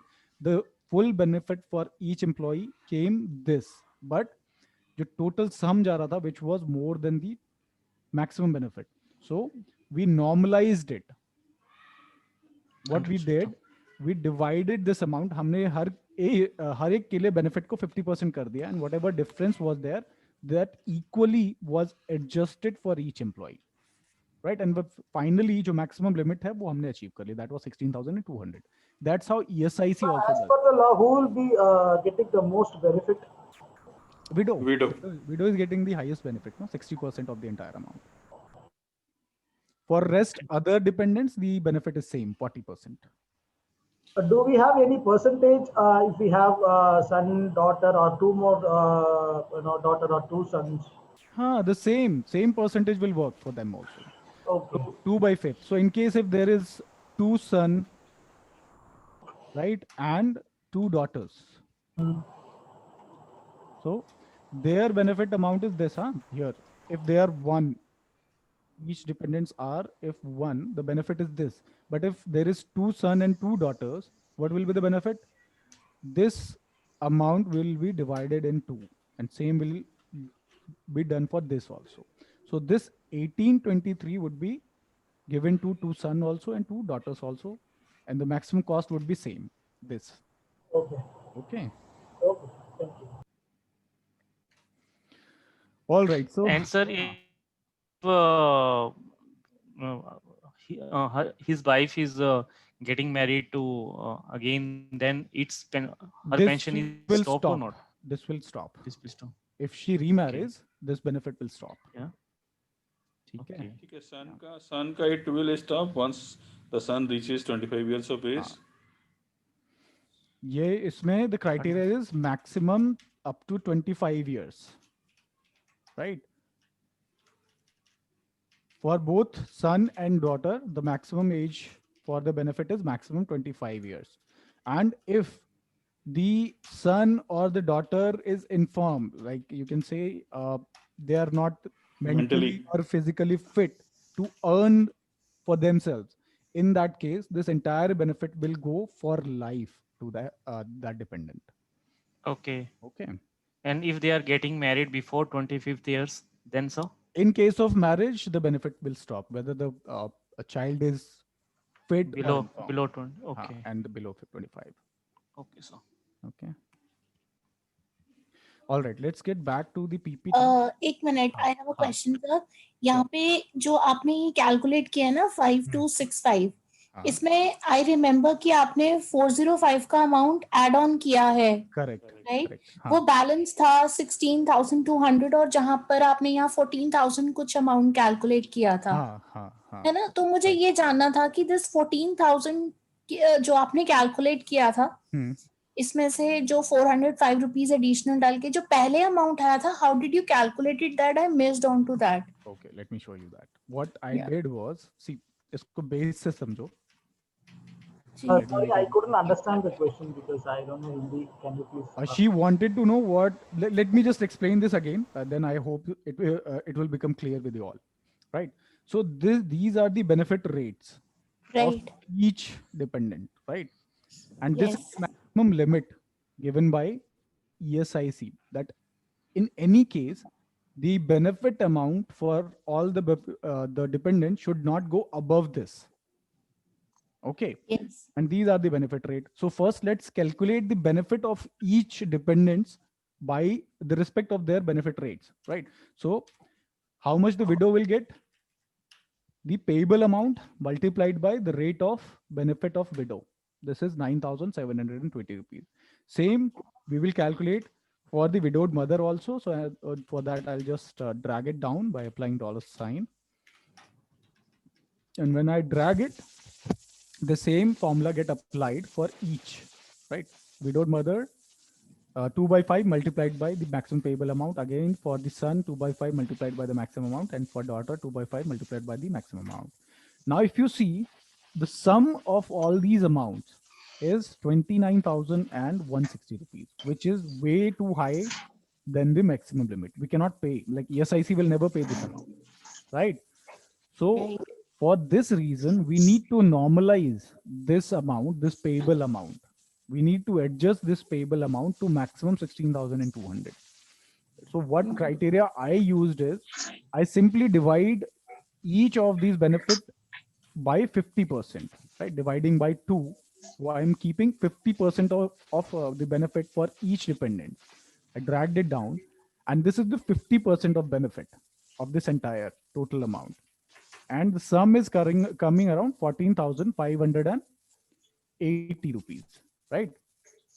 So when I normalized this maximum benefit, I got this as the total cost, but still there is a scope of some amount, right? The total cost is less than the total payable amount. So what is the difference? What we can add on? So maximum payable amount by this, the difference is of 1,620. So this 1,620 can be divided in each of these dependents, right? So the same thing we'll do. What we'll do, we'll first check out how many dependents are there. There are 4 dependents, right? So divide this 1,620 by 4, that is 405, correct?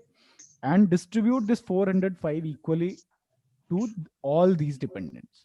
Okay, just sum this 405 for each plus 405 plus 405 plus 405.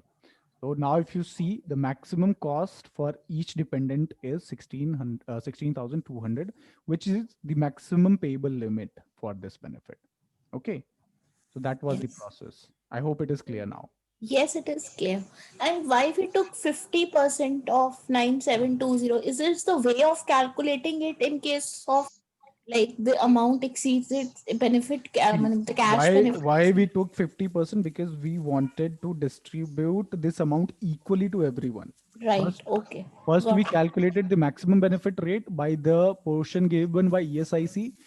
Then of that maximum benefit rate, we divided it by 50 so that we can distribute the amount equally to everyone by the respect of their Got it. benefit rate. If you see, even though we divided by 50, like 20 by 2, that is 50%, the widow is getting the higher amount, that is 5,265. That is respect of that 3 by 5. And the rest are getting 2 by 5. Yes, I- Still the proportion is same. Right. Okay. Right. Thank you. That's why we did. You're welcome. But there is, sir, I think there is a loophole from ESIC What's that? that the word 1680 divided Hmm. as per 3 into 5, 2 into 5, and 2 into 5, this type Hmm. of Hmm. calculation. Because if you calculate the 5265 Hmm. against 1620, it's maybe शायद आगे पीछे है everything. Nay, I got your point. I got what you want to say, that this amount of 405 again we need to divide in this proportion only, right? Yes, sir. That's what you want to say. You Yeah. can do it that way also. I'm just giving you an example. We never need to do this calculation. Okay. ESIC does this calculation. This is just for your understanding that what exactly ESIC does for Okay. the calculation of this. Okay, Okay. sir. Just to show you guys, I have added this 405 to each. You can keep this 405 as this proportion also, and you can add separately for each of them. Okay. Okay. All right. Now let's get back to the presentation. We have discussed the dependent benefit, and these are some of the other features of dependent benefit. If the son or daughter is infirm or wholly dependent on the earnings of the insured person at the time of death of insured person, will continue to receive benefit even after attaining 25 years or marriage. If the insured person has no family of his own, the dependent parents are entitled to 3 by 5th, 3 by 10th each of the full rate.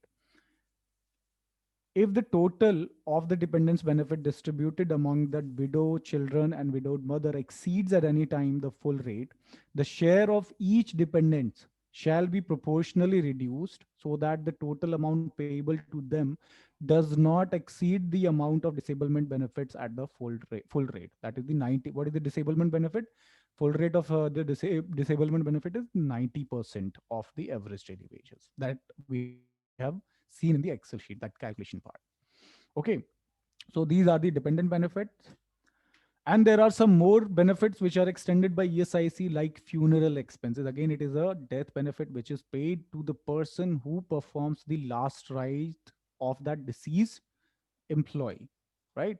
And the amount that the person can claim is rupees 15,000 rupees. And anyone who is performing the last rite of that deceased employee can claim this amount. It is not required that the person should be a dependent or any relative of that person. Anyone can claim this amount who is performing these last rites.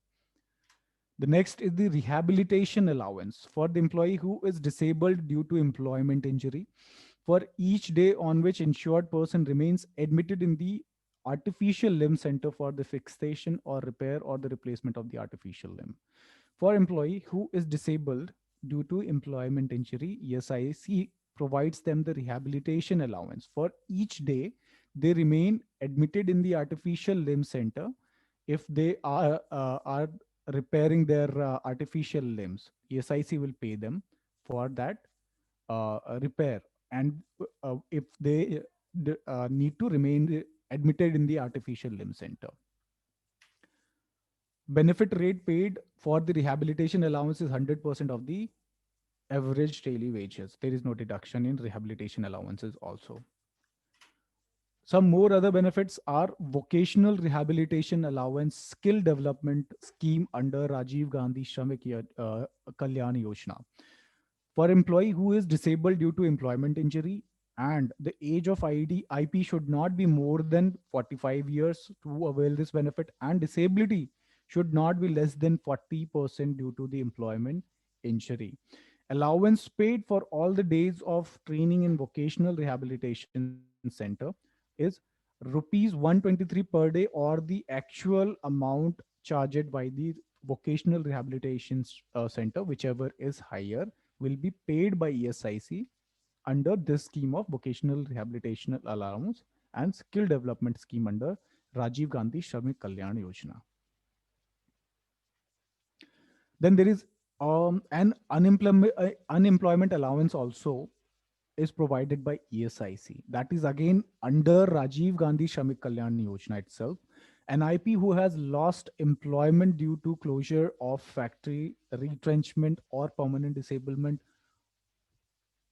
of at permanent disablement of at least 40% of disability arising out of non-employment injury, and the contribution is in respect of him have been paid or payable for a minimum of 3 years prior to the loss of employment, the person is eligible for this unemployment allowance. The means only those employees who have lost their job because of the closure of factory, retrenchment, or permanent disablement in which the disability is at least 40% or more, the person will get this unemployment allowance if they had earlier contributed for minimum 3 years in ESIC. Right. So if all these criteria are met, the employee will get up to 50% of wages up to 2 years. So duration of this benefit is 2 years, and the benefit rate is 50% of the average daily wages. Medical care for self and family from ESIC hospital dispensaries during the period of IP receive the unemployment allowance. It means they will get the cash benefit also from ESIC during the period of unemployment, and also they can get the medical care for self and family under this unemployment allowance whenever they are getting this unemployment allowance from ESIC. Vocational training provided for the upgrading of the skills expenditure on fee traveling allowances borne by ESIC itself. So this is the unemployment allowance by ESIC under Rajiv Gandhi Shramik Kalyan Yojana. Next is the Atal Bimit Vyakti Kalyan Yojana, which is recently very much became popular during this COVID period.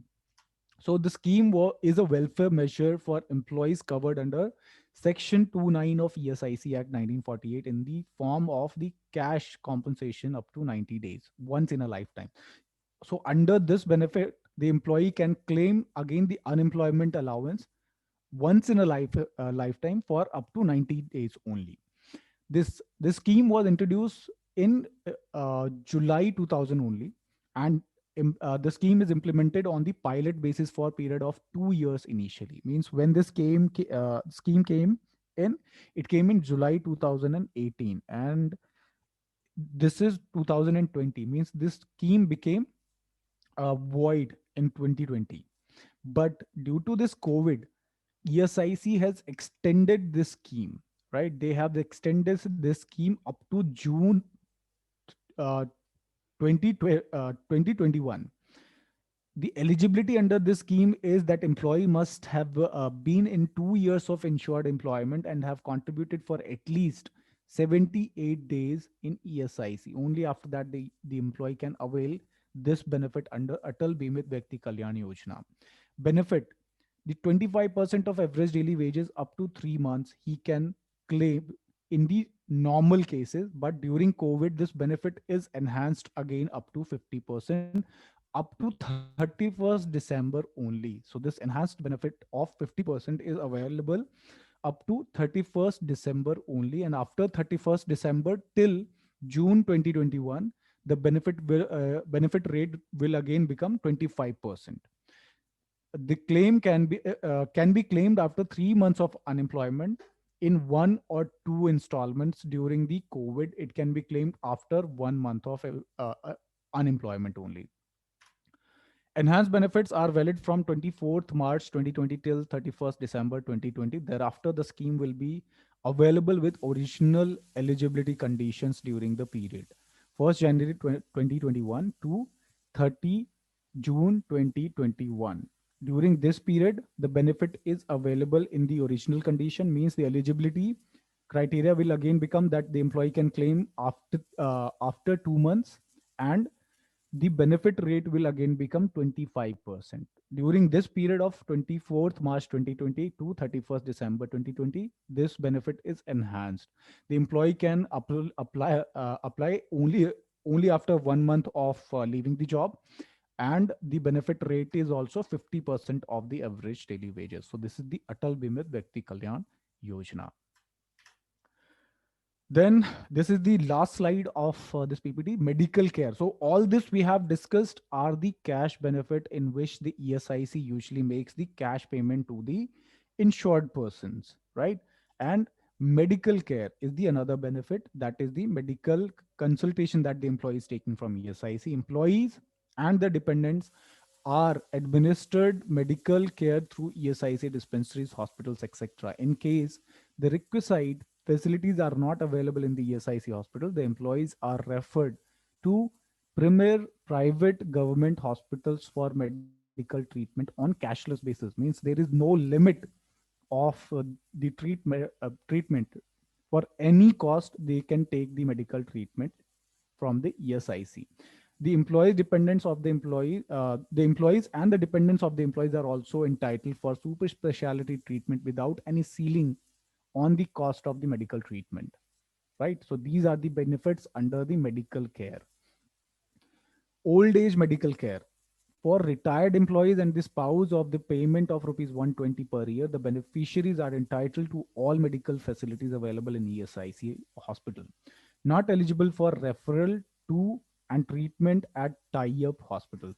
So any employee who is retired and at the time of retirement he was an insured person in ESIC, they can claim this old age medical care.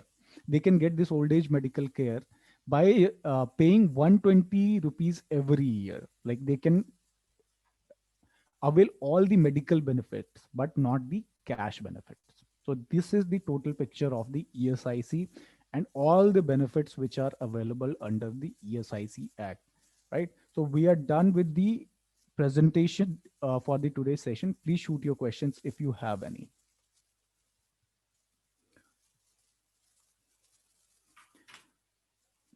And in the next session, we are going to discuss the practical workings like ESIC contributions and calculations, monthly regular and supplementary challan, employee registration in ESIC, employee detail modification in ESIC, how to issue the e-Pehchan card by which the employee can take all the benefits which are available in the ESIC, and how to file the consolidated monthly challan for more than one units. If your company have multiple branches, for all those branches, how you file the consolidated monthly challan in ESIC, half yearly return of contributions, annual return of contributions, online challan double verifications, and subunit registration. All these things we are going to learn in the next session on Saturday, in the coming Saturday, right? And these are the forms which are required in ESIC.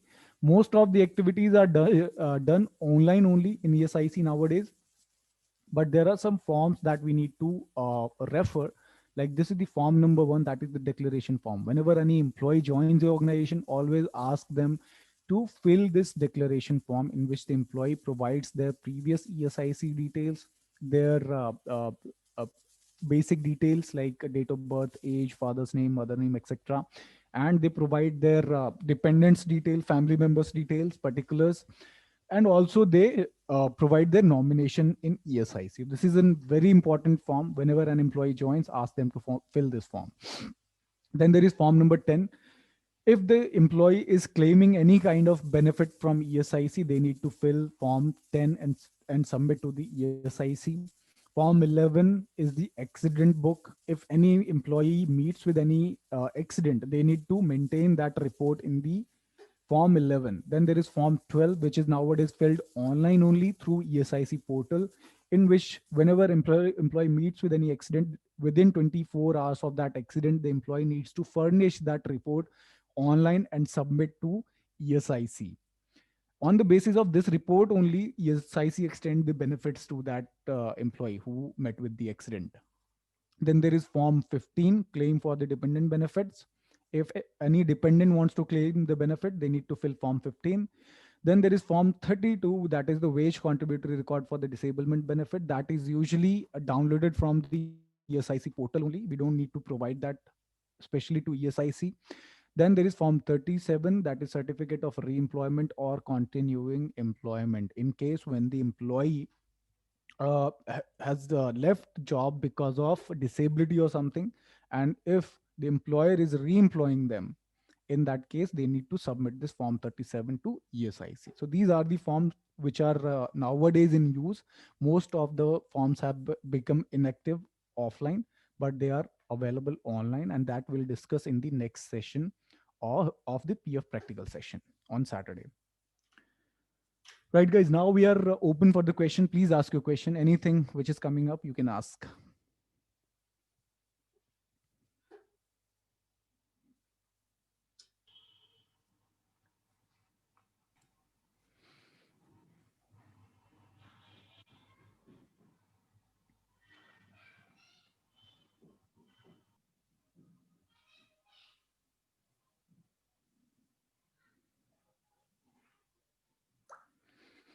So I think there is no questions. Sir, is there anything that you want to add? No, Dheeraj, you have covered everything. Yeah, try to. Sir, I have a question. Yes, please ask. Actually, there are some registers which needs to be maintained in every organization manually. Right. So, could you let us know about that? See, nowadays those registered are not required to maintain manually in the form of register. You can save them electronically.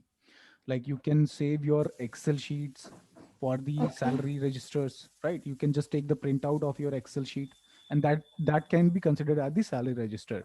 You can take the printout of your attendance report, and that will be considered as the attendance muster roll, right? Okay. And the register which are required in ESIC, nowadays only this form is required, that is accident book, Form 11, right?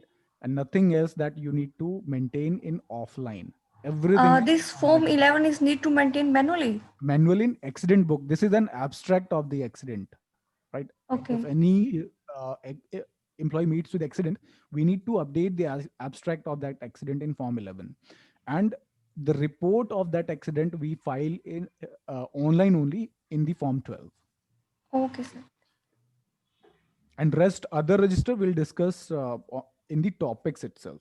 Whenever we'll discuss about the payroll compliances, I'll update you on the registers also. Okay. Dheeraj, means ESI people can, suppose ESI people are coming for inspection by informing, they can come and ask for, show me your accident book. Yes, they can ask. So this is something which we need to maintain physically, huh? Physically. Manually, okay. This is usually maintained in the factories, but normal commercial establishment should also maintain these kind of books. And what about declaration form? We need This, to keep. This inspector never asked the declaration form. Earlier, we used this form 1 for the registration of employee. When things were offline, we used to send this Form 1 to ESIC. Okay, nowadays we are registering or online only. So this is not required. This is for our record that the employee has declared his previous employment. He has declared his family members, and he has declared his nomination. So this is for our reference. Okay.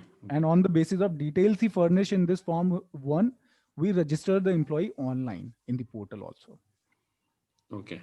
Yeah.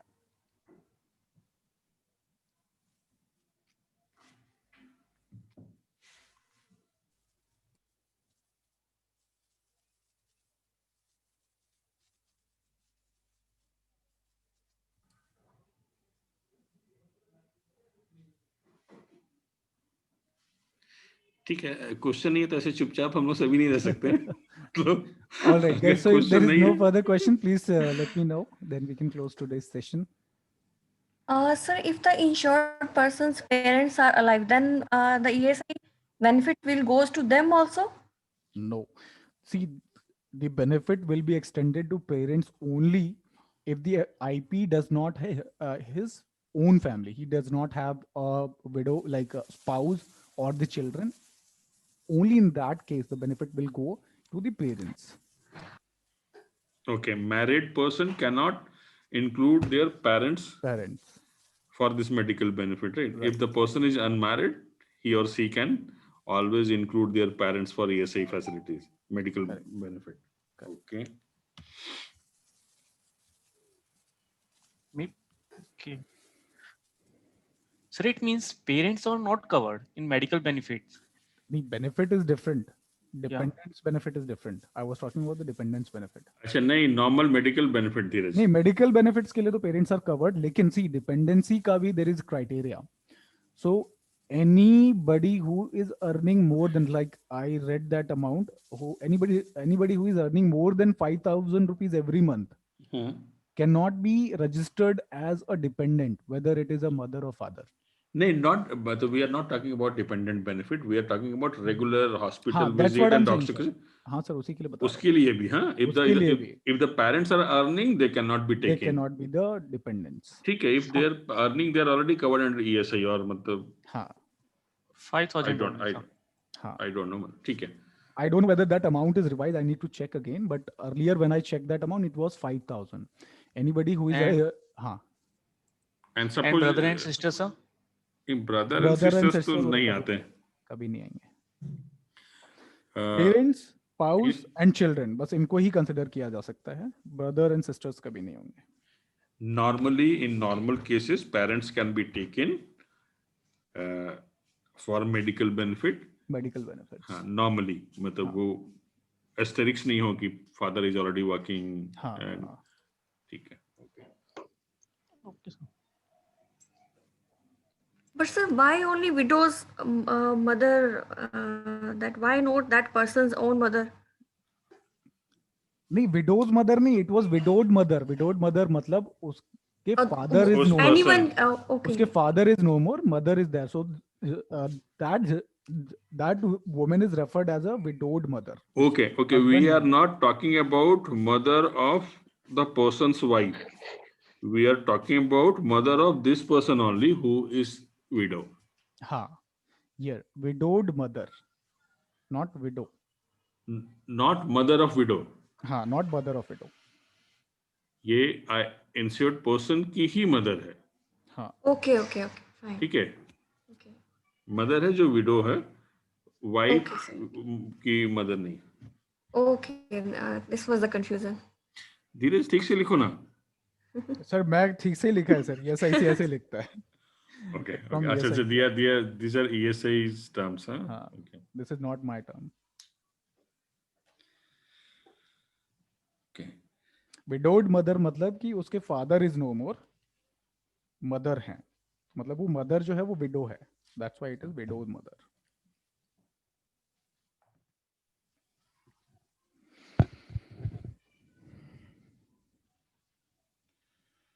I guess there is no more questions, Dheeraj. We can close for today. I think we can close for today. Thank you, everyone. Thank you, guys. Thanks for your time. Enjoy your weekend. Thank Thank you, you. sir. Thank you. Bye. Bye, everybody. Thank you so much, sir. Thank you, Arun.